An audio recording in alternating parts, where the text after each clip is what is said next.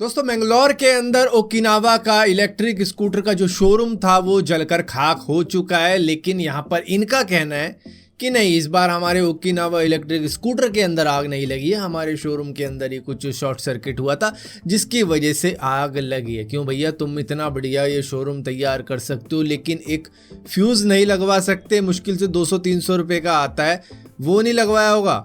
क्या बात कर रहे हो यार, छुपा रहे हैं ये बातों को, क्योंकि इतने ज़्यादा इंसिडेंट सामने आए हैं ओकिनावा इलेक्ट्रिक स्कूटर के कि अब इन्होंने कहा है कि चलो इसको तो हाइड किया जा सकता है, बोल देंगे शॉर्ट सर्किट हुआ है। और इसी के साथ साथ अभी 22 जून को ही टाटा नेक्सॉन इलेक्ट्रिक व्हीकल का भी कुछ ऐसा इंसिडेंट सामने आया था जहाँ पर उसकी बैटरी में आग लग गई थी, एक छोटा सा ब्लास्ट हुआ था। दरअसल इसका ओनर घर से ऑफिस जा रहा था चार्जिंग लगाने के बाद में, और चार्जिंग से हटाया और सीधा चल दिया, और कुछ दूर जाने पर ही उसकी बैटरी में से कुछ आवाज़ें आई जिसके बाद में आग लग गई, वो बाहर निकल गया, जान बच गई।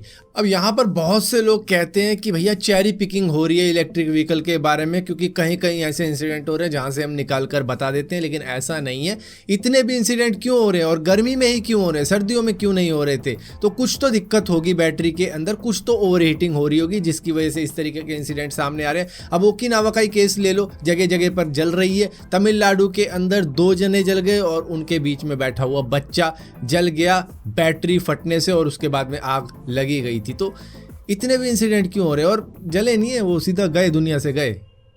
ये इतने इंसिडेंट भी क्यों हो रहे हैं? कुछ तो सेफ्टी रेगुलेशन होने चाहिए।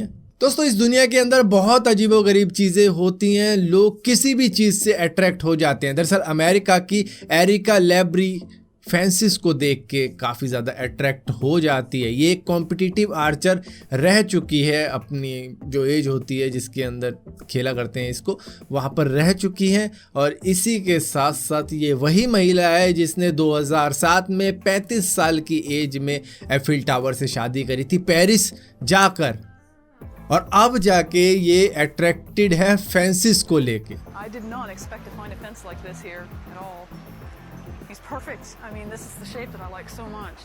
और यहीं पर कर्नाटका के अंदर शिवप्पा येलप्पा मराडी ने अपने डॉग के बर्थडे सेलिब्रेशन के लिए 4000 लोग बुलवाए, और इसी के साथ साथ 100 किलो का केक कटवाया अपने डॉग से और सभी को खिलाया होगा बाद में। एक फिल्म देखी थी मैंने जिसके अंदर कुत्ते का झूठा खिलाते हैं किसी को, याद नहीं आ रहा। खैर टॉपिक यहाँ पर ये नहीं है, टॉपिक ये है कि जिसके लिए इतना कुछ किया जा रहा है वो तो खुश ही नहीं है कहीं से भी। जिस तरीके की हरकत ये डॉग कर रहा है उससे कोई भी बंदा बता सकता है जो कि कुत्ते पाल रखे होंगे कि भैया ये हैप्पी नहीं है, इसको दिक्कत हो रही है, इतने ज़्यादा भीड़ में काफ़ी ज़्यादा परेशान है ये। भैया डॉग के लिए क्या होता है कि फैमिली मेम्बर हो, उन्हीं को जानता है, उन्हीं के साथ में खुश रहेगा, उसके लिए वहीं पर मंगवाओ, उसी के लिए और वहीं पर सेलिब्रेट करो। ये तो शोशेबाजी हो गई। दोस्तों अमेज़न का अब एलेक्सा स्पीकर मिमिक्री भी करने वाला है आने वाले वक्त में लोगों की, मतलब वो मेरी आवाज़ भी निकाल सकता है, वो आपकी आवाज़ भी निकाल सकता है। तो इस तरीके का आर्टिफिशियल इंटेलिजेंस भी इसके अंदर डाल दिया जाएगा, और ये इसलिए किया गया है क्योंकि कोविड-19 के वक्त में बहुत लोगों ने जान गंवाई है, और एकदम से ही सब कुछ हुआ है ये सारा, कि मतलब सब कुछ सही था। पेंडेमिक के वक्त में कोई बीमारी नहीं थी किसी को, लेकिन एक लहर आई और उसके बाद में जाने ऐसे गई जैसे कि कुछ है ही नहीं। तो उन जैसे लोगों की आवाज़ें अगर कहीं पर रिकॉर्ड हो रखी हैं तो उसको अगर एलेक्सा को सुनाया जाए तो उसकी मिमिक्री कर पाएगी आने वाले वक्त में। लेकिन क्या आपके हिसाब से सही होगा कि जो लोग चले गए उनकी आवाज़ों की मिमिक्री करके सुनना? कई लोग शायद डर भी जाएं, लेकिन मेरे हिसाब से ठीक है, जिन लोगों को पसंद आएगा ठीक है। दोस्तों कितनी बार आपके साथ में ऐसा हुआ है कि आपने रॉकेट चलाया हो दिवाली के वक्त में, और वो ऊपर जाने की बजाय थोड़ा सा ऊपर जाके आपके ही घर में घुस गया हो, या फिर पड़ोसी के घर में घुस गया हो, ऊपर गया ही नहीं?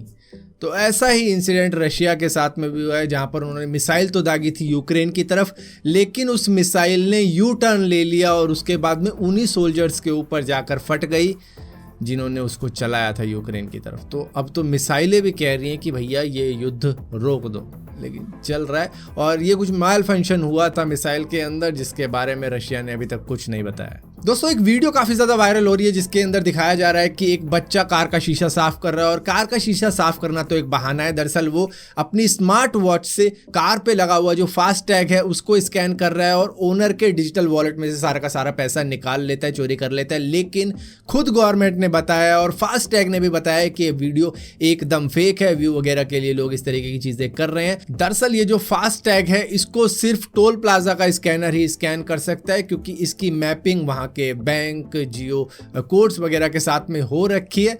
ना कि कोई भी अपनी स्मार्ट वॉच लेगा या स्मार्टफोन लेगा, स्कैन करेगा और पैसा निकाल लेगा उसके वॉलेट में से। ऐसा बिल्कुल भी नहीं है, ये फेक वीडियो है।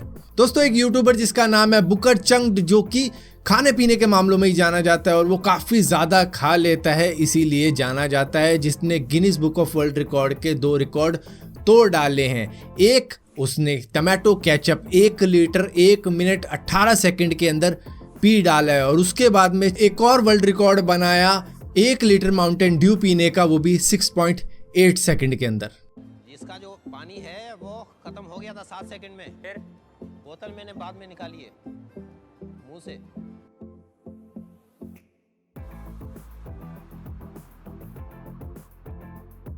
चलो सिलेक्शन हो गई तुम्हारी। कोई खुशी नहीं है? कौन है भाई तू?